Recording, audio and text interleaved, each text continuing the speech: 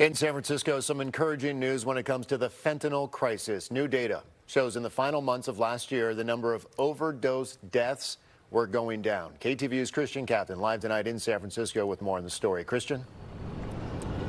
Yeah, a very thin silver lining on an otherwise very dark cloud. Last year saw the most overdoses. It was the deadliest year for overdoses in San Francisco's history. But as you said, at the very last part of that year, in the last few months, that number started trending downward, and that is a trend the city would like to extend.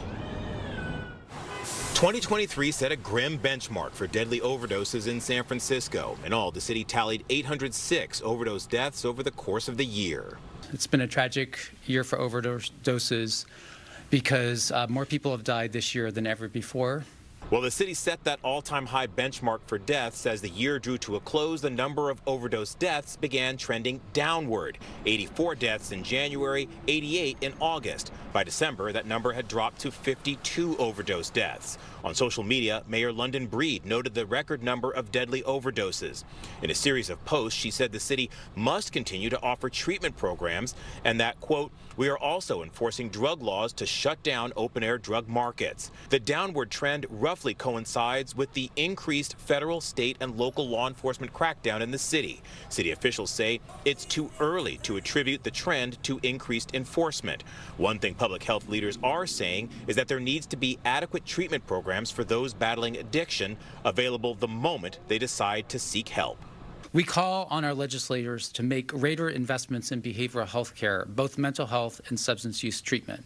County public health workers say they will continue to encourage those proven treatment options for users, especially those who have survived an overdose and are at a higher risk of a fatal overdose.